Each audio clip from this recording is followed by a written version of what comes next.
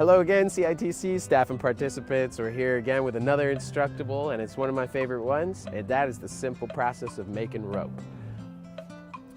So rope is extremely useful in a lot of different situations, from riggings to ships down to thread for your needles. So it comes in a lot of shapes and sizes, and we can make it out of a lot of different things. I'm going to show you a couple ways that we can make rope out of things from the woods. And with this process, you can take many materials, modern and natural, and make rope as thick or as long as you want with them. One thing we can use while we're here, willow. The inner bark of willow, especially on the younger suckers, can make really great fibers for rope or weaving projects. So a simple way we can remove some of this bark is running a slice down it and then peeling it open kind of like a banana and just pulling the strip off. Sometimes you could do 2 slices down and peel them away from each other, and the goal is to just try to keep the fibers from not running in different directions and coming off in as big and long of pieces as possible. And if any of the fibers start to stick, you just want to pinch them and pull them along with the rest of the fibers. Get them back into whole pieces. These fibers here, we can shred them down to make them thinner, and that'll help increase the surface area. Ultimately, the rope will become stronger the more smaller pieces it has all gripping in instead of just a couple larger, thick pieces. So I got a bundle of fibers here. To start my rope, I'm just going to kind of line them all up with each other, and I'm just going to fold it in half.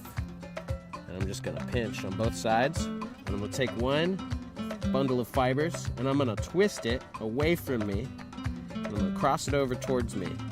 I'm going to cross it over that bottom bundle of fibers. So from there, I pinch again to keep it in place. And then I twist the next bundle of fibers and do the same thing. I twist it away from me, and I cross it over towards me.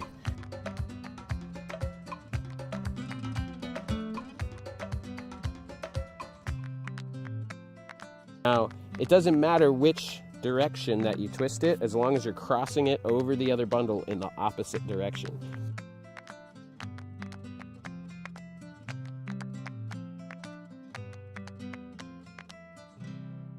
Cool.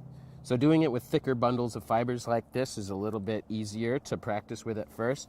You can do smaller fibers, like these are some stinging nettle fibers that I would use, and I made a bunch of thin rope to go with it. And it's a lot more fine, but it's a little bit more time to process. And right now the nettles aren't up, so we can't show that process, but it is all the same action for creating the rope with all these different types of fibers. So as one of your bundles starts to get thinner than the other, and you want to keep these bundles of even thickness, we need to add fibers in. And to do that, all we have to do is take a prepped fiber, lay it into the bundle that we have that's thinner, and then we'll just start twisting it into it just like it is part of the bundle. So it's very easy to just lay in more fibers.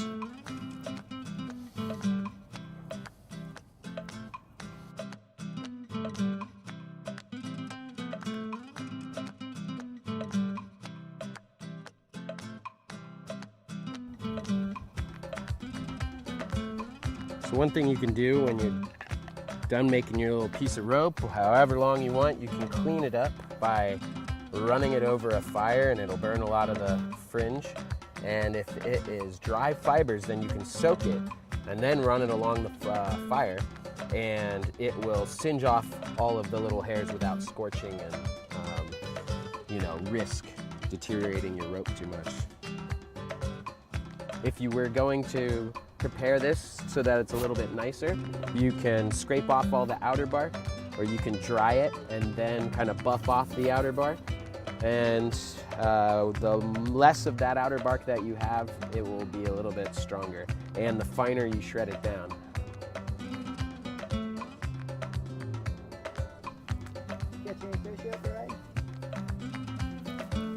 Nope.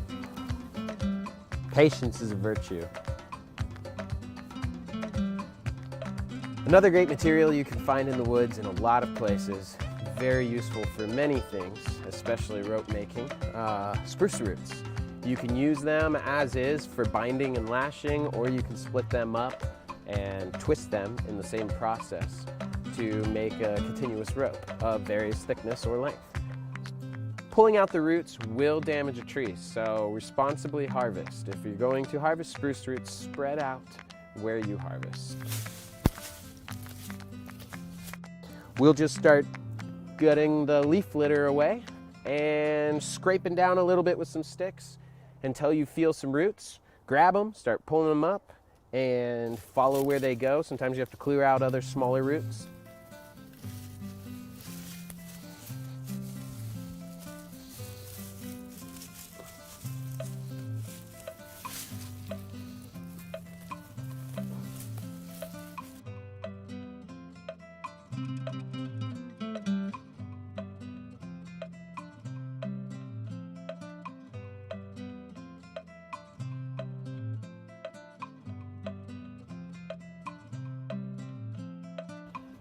We've got a few pieces here. This is one of our longer pieces. It's got a nice thick section to it. The root has an outer bark to it that you can take off, and then it'll leave you with the nice clean white roots. And right now, if I could use this as is, very flexible, very strong, but I can also split it down. And when you're splitting roots out, it's kind of like splitting wood too. If you've ever run a split on branches or saplings, you pull equally away from each other. And if one side is starting to get a little thin, you take that thick side and you pull that down and away from the thin side, and that'll run the split back to center. So then you can just go and work down it and split it nice and even, right in half. And we've got two nice halves.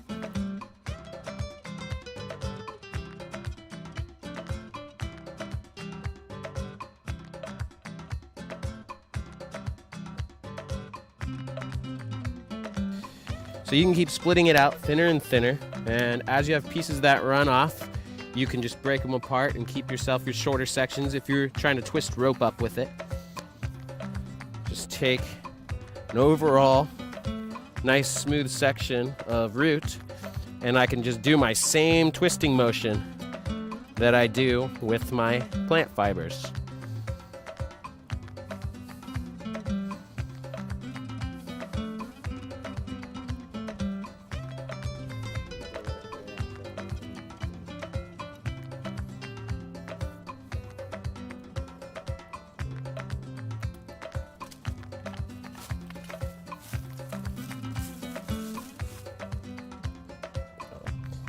Cool, so we've got a few different examples of some ways to harvest and make rope out here in Anchorage.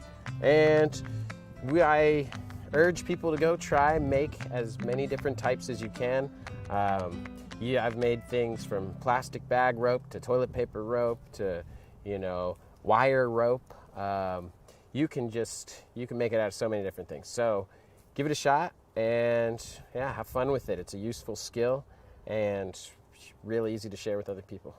So I wonder if I'll be able to hang off this stuff. I mean, I could make it thicker and for sure hang off of it, but we'll see.